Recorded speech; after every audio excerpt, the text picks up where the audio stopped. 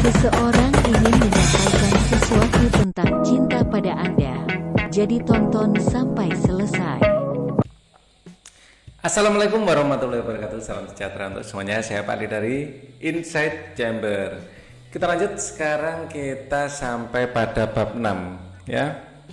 Nah, bab 6 analisis data. Kita mulai dari yang santai-santai dulu. Kita baca cerita lagi. Ya, aku ingin punya buku seri yang menarik untuk dibaca. Adik mau yang seperti apa? Aku mau yang banyak gambarnya, tapi juga ceritanya menarik. Adik juga harus mau memberi sampul pada plastik dan menyusunnya di rak supaya tetap baik kondisinya ya. Siap ya? Mulai dari seri apa dulu ya? Ayo, coba adik cari dulu datanya dari internet. Ada buku seri apa saja? Nah, ya, aku punya beberapa pilihan. Coba cari harga dari setiap buku, lalu gambarkan dalam bentuk grafik sehingga kita lebih mudah memilihnya. Nah, ini mengolah data, mencari data dan mengolahnya ini ya. Seri tokoh dunia, seri hewan piaraan, seri transportasi, seri teknologi, seri alat musik, dan masih banyak lagi. Tapi aku bingung mana yang paling baik.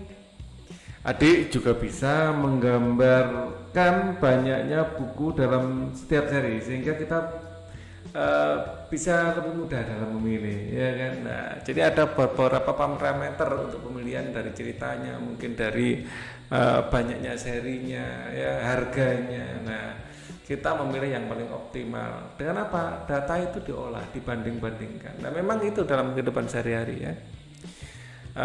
Kita ingin usaha apa, ingin memutuskan apa, kan banyak faktor-faktornya.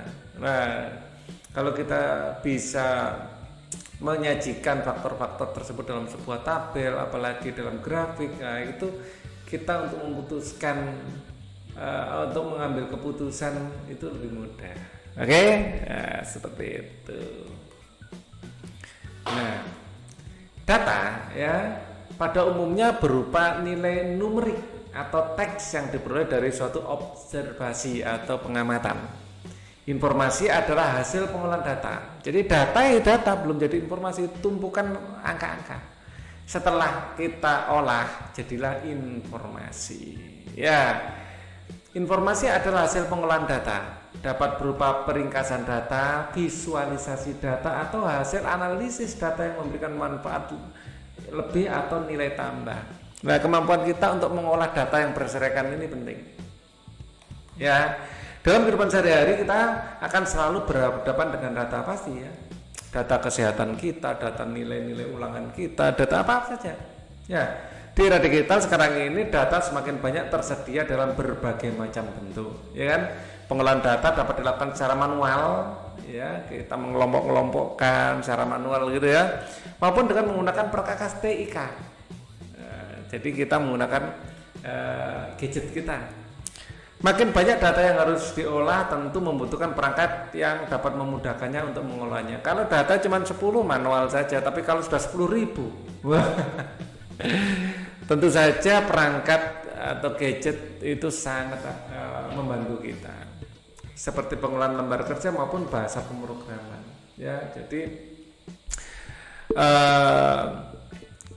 data ya, yang kita miliki itu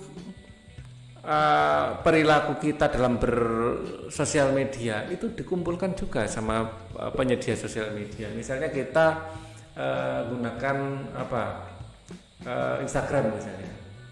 Jadi Meta itu tahu selera kalian apa, selera musik kalian apa. Dari Instagram kalian itu dikumpulkan datanya, atau dari mungkin TikTok kalian dikumpulkan data. Ya, mereka akan tahu kecenderungan politiknya apa, atau mungkin belum ada kecenderungan politik karena masih SMP, ya kan? Makanan kesukaannya apa tahu, ya kan? Warna kesukaan akan tahu, selera musiknya apa akan tahu. Jadi mereka memiliki data, ya. Bahkan kadang-kadang penyedia sosial media itu lebih tahu kalian daripada ayah dan ibu kalian sendiri. Kalau kalian senggang kalian buka apa, itu Google tahu. Dan itu big data. Ya, mereka mengumpulkan itu. Jadi hati-hati ya. Kalian harus menyadari kalau apapun yang kalian lakukan menggunakan gadget, data kalian dikumpulkan sama mereka. Ya, kalian adalah apa yang kalian lihat, apa yang kalian browse, apa yang kalian share, apa yang kalian komen. Ya, jadi hampir keseluruhan kepribadian kita sudah dimiliki oleh penyedia sosial media. Seperti itu ya. Nah, kemampuan mengakses, mengolah, mengelola dan menganalisis data secara efisien, terstruktur dan sistematis, serta menginterpretasi, ya, atau mengambil kesimpulan, ya, serta memprediksi sekumpulan data dari situasi konkret sehari-hari menjadi kemampuan yang sangat dibutuhkan dalam kehidupan. Ya, jadi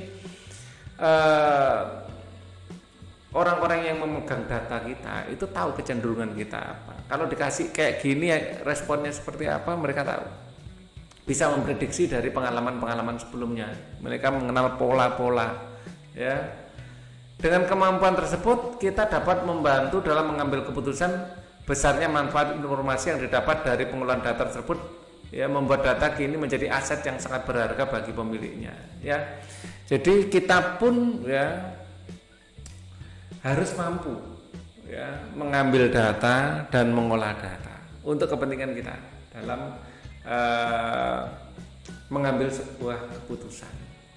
Terus kita juga harus menyadari bahwa data-data kita yang kita secara sadar maupun tidak sadar berikan di sosial media kita itu dikumpulin orang, dijadikan sebuah knowledge, pengetahuan untuk bahkan memanipulasi pikiran kita. Ya, nah itu beberapa hal yang bisa dijadikan sebagai praktek baik dalam analisis data sebagai berikut. Nah, jadi perhatikan ini, ya. Yang pertama, mengolah data dengan aplikasi pengolah lembar kerja. Kalian harus mampu, ya, menggunakan Word, Excel, minimal itulah Word, Excel, PowerPoint, minimal 3 ini, karena ini yang paling banyak dipakai untuk kerja. Ya, nah nanti pekerjaan kalian apa spesifiknya, dan nanti ada yang lebih khusus lagi. Kemudian pengurutan data, ya, kita paling tidak bisa mengurutkan data, ya. Penyajian data akan lebih bermakna jika data diurutkan berdasarkan urutan tertentu. Aplikasi pengolah lembar kerja dapat membantu pengurutan data atau sorting untuk ascending maupun descending, dari kecil ke besar maupun dari besar ke kecil. Ya, ini membantu kita juga. Mengurutkan data gitu aja sudah membantu kita untuk mengambil keputusan. Ya. Kemudian penyaringan data. Selain kita urutkan data, bisa kita saring. Data yang ada parameter tertentu yang kita ambil. Ya. Misalnya data kelas gitu. Guru kalian bisa melihat data khusus yang siswi atau perempuan atau khusus yang siswa, itu disaring. Dilihat. Oh, ternyata yang siswi matematikanya lebih bagus dari rata-rata siswa, bisa diambil dengan cepat dengan menggunakan penyaringan data. Jadi ngambil keputusan, oh kalau gitu untuk laki-laki perlu ada training khusus matematika misalnya, ya, itu keputusan yang diambil. Ini contoh, ya, pada kenyataannya ya paling nggak tahu. Ya, tapi itu bisa dilakukan, ya, bisa dilakukan. Jadi data itu bisa disaring sesuai dengan kebutuhan, ya.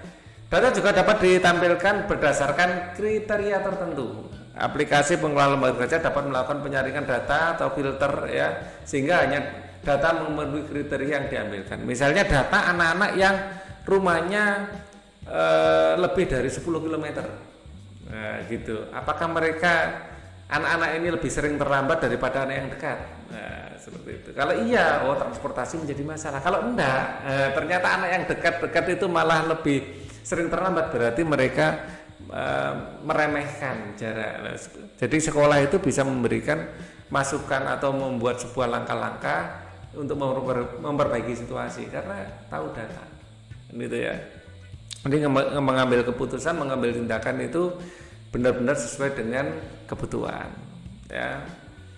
Kemudian mencari data, ya. Jika data yang akan diolah cukup banyak, aplikasi dapat membantu untuk pencarian data tertentu dengan memakai fungsi pencarian lookup. Ya, dalam mencari data kadang-kadang diperlukan kode sederhana sebagai kunci, biasanya keyword ya. Pencarian untuk membuat data standar sehingga ditulis dalam format yang sama. Kadang-kadang kalau Pak Ali browsing ya, di browser itu atau di Peramban ya, itu ada find. Jadi Pak Ali akan klik find terus mencari kata tertentu. Nah, kata tertentu itu yang kata-kata yang Pak Ali cari untuk konteks yang informasi ingin Pak Ali ambil. Itu aja sudah sangat membantu. Ya, hanya memanfaatkan find gitu aja sudah banyak pekerjaan lebih cepat daripada membaca teliti satu persatu kan. Kalau find gitu temukan kata aplikasi gitu, semua kata aplikasi akan dikasih highlight seperti itu misalnya ya. Kemudian visualisasi data itu kita ya manusia itu lebih mudah melihat data dalam bentuk gambar daripada dalam bentuk angka ya. Kita lebih mudah menyimpulkan sesuatu, lebih mudah mengambil keputusan kalau data itu dalam bentuk gambar. Terserah itu grafik batang atau diagram pie diagram bentuk lingkaran gitu atau garis, terserah. Itu akan membuat kita mudah mencari kecenderungan ya. Dengan memanfaatkan chart ya, data dapat divisualisasikan sehingga dapat dibandingkan data dari suatu kelompok ke kelompok yang lainnya. Adanya chart yang hanya dapat menampilkan satu kelompok data seperti chart pie ya, bentuknya lingkaran gitu ya. Adapun beberapa kelompok data dapat digunakan chart column, bar line, area, macam-macam sesuai dengan yang sifat dari data itu. Dengan menggunakan chart bentuk apa yang membuat kita itu lebih mudah menyimpulkan sesuatu. Nah, jadi apalagi kalau sudah pekerjaan kantor gitu seperti ini ya, penggunaan chart itu sangat-sangat penting. Kemudian peringkasan data. Data yang banyak dan beragam sulit untuk dianalisis, sehingga diperlukan peringkasan data untuk menampilkan data yang penting dan ringkasannya. Pivot table dapat dimanfaatkan untuk peringkasan data. Kemudian yang terakhir adalah pengolahan data. Pengolahan data dengan tabel memungkinkan kita melakukan pengurutan, sorting, penyaringan dengan filter ataupun perhitungan fungsi statistik untuk kumpulan data numerik secara lebih tepat. Ya, tabel ya, ini biasa kita gunakan Excel karena di situ bentuknya Excel aja kita buka sudah bentuk tabel itu, dan itu sangat memudahkan kalau kita sudah berhadapan dengan angka-angka. Ya, bisa kita urutkan naik, diurutkan turun, dikasih rumus, di sort untuk yang memenuhi kriteria tertentu, banyak sekali fungsinya. Dan nanti untuk kepentingan-kepentingan khusus ya masih banyak ya, mirip seperti Excel tapi bukan Excel, misalnya SPSS ya. Jadi untuk tujuan penelitian mirip sekali dengan Excel tapi bukan Excel. Sesuai dengan tujuannya, rumus-rumusnya beda. Di situ banyak template nanti sesuai dengan kebutuhan. Nah, nanti pekerjaan kalian apa yang menyesuaikan? Akan ada aplikasi-aplikasi yang mirip dengan Excel tapi yang akan dibuat untuk tujuan tertentu spesifik pekerjaan kita apa, mau kita dokter atau kita insinyur atau kita itu pedagang atau kita whatever pekerjaan kita, itu akan sangat dimudahkan. Oke. Bab ini memang pendek seperti 2 bab sebelumnya ya. Jadi ini adalah akhir dari video ini ya. Yang belum subscribe silakan subscribe, klik like, comment, and share. Oke. Thank you. Cukup sampai di sini dulu. Wassalamualaikum warahmatullahi wabarakatuh.